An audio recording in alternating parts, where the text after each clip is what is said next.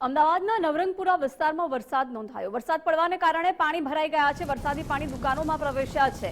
વિજય 4 રસ્તા પાસે દુકાનોમાં પાણી ફરી વળ્યા છે। ક્રોસ રોડ યુનિવર્સિટી તરફ જવાના કોર્નર પર પણ વરસાદી પાણી ભરાયા છે, જેના કારણે લોકોને હાલાકીનો સામનો કરવાનો વારો આવ્યો છે। વરસાદને કારણે દુકાનોમાં પણ પાણી ઘૂસ્યા છે, જેના કારણે વેપારીઓને પણ નુકસાનીનો સામનો કરવો પડી રહ્યો છે। વિજય 4 રસ્તા પાસે આવેલી દુકાનોમાં આ વરસાદી પાણી ભરાતા વેપારીઓ પરેશાન થયા છે। ક્રોસ રોડ પર યુનિવર્સિટી તરફ જવાના કોર્નર પર પણ વરસાદી પાણી ભરાઈ જતા લોકોને હાલાકીનો સામનો કરવાનો વારો આવ્યો છે। પહેલી સવારથી જ અમદાવાદમાં વરસાદી માહોલ છે। એવામાં નવરંગપુરા વિસ્તારમાં પાણી ભરાયા છે। વિજય 4 રસ્તા પાસે પણ દુકાનોમાં પાણી ફરી વળ્યા છે।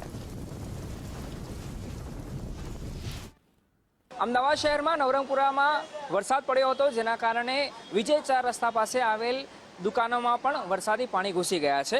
આપ જોઈ રહ્યા છો કે વિજય 4 રસ્તાથી લેફ્ટ તરફ એટલે ગુજરાત યુનિવર્સિટી તરફ દાદા સાહેબના પગલા તરફ જવાના કોર્નર પર જે મુખ્ય 4 રસ્તા પર દુકાનો આવેલી છે, ત્યાં કયા પ્રકારની હાલત છે તમે જોઈ રહ્યા છો। આખી દુકાનમાં આ વરસાદી પાણી ભરાઈ ગયું છે, જેના કારણે એમના ધંધા વેપાર પણ ઠપ થઈ ગયેલા હાલ જોવા મળી રહ્યા છે અને નવરાધૂપ બેસવાનો વારો આવ્યો છે। તમે જુઓ, ઘૂંટણથી ઉપર સુધી આ જે દુકાન આવેલી છે, ઘૂંટણથી ઉપર સુધીના પાણી અહીંયા જોવા મળી રહ્યા છે, જેના કારણે આ કાકા છે, કાકા જરા બહાર આવી શકશો? એમની સાથે પણ વાત કરીએ ને કે કેવી પરિસ્થિતિ એમને સર્જાઈ છે એ પણ આપણે જાણવાનો પ્રયાસ કરીશું, કેમ કે આ મુખ્ય 4 રસ્તા પર પાણી ભરાયા હતા, એના કારણે અહીંયા દુકાનોમાં પણ પાણી ફરી વળ્યા છે।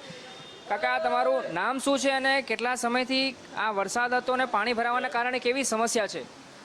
દર વર્ષે આટલો વરસાદ થાય તો પાણી ભરાઈ જ જાય છે। અમારે કોઈ નિકાલ જ નથી આવતો। આપણે કંઈ ને કંઈ ફાયદો નથી કોઈને। અડધો પોણો કલાક થાય પછી વરસાદ બંધ થાય, અડધો પોણો કલાક પછી નીકળે છે પાણી। પણ અત્યારે તો બધાને તકલીફ કેટલી પડે છે।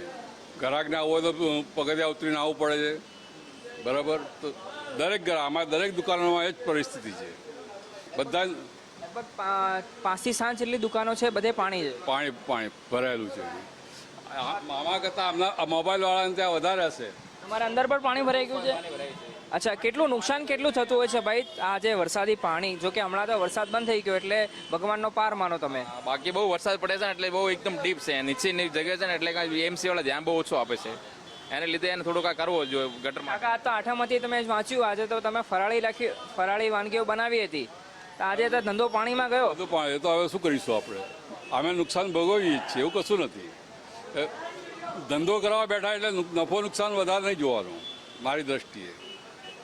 તો તમે જોઈ રહ્યા છો આ નાસ્તા પાણીની દુકાનો અહીંયા આવેલી છે, સાથે સાથે મોબાઈલની દુકાનો છે। આમ તમે જુઓ, આ આખા લગભગ જેટલી 5 થી 7 જેટલી દુકાનો છે, એ તમામ દુકાનોમાં વરસાદી પાણી ફરી વળ્યા છે, જેના કારણે આજના દિવસમાં ધંધો વેપાર કેવી રીતે કરવો એ સૌથી મોટો સવાલ એમના માટે ઊભો થયો છે। આ જુઓ, આજે મુખ્ય 4 રસ્તા પર વરસાદી પાણી ભરાયા હતા, એ વરસાદી પાણી હવે આ દુકાનોમાં ફરી વળ્યા છે, જેના કારણે આ દુકાનદાર સંચાલકોએ નવરાધૂપ બેસવાનો વારો પણ આવ્યો છે અને સમસ્યા સર્જાઈ છે એમના માટે, કેમ કે અહીંયા એમની દુકાન આખી પાણીમાં ગરકાવ થયેલી જોવા મળી રહી છે। કેમેરા પર્સન નરેશ રાજુરાની સાથે અર્પિત દરજી, ગુજરાત ફર્સ્ટ, અમદાવાદ।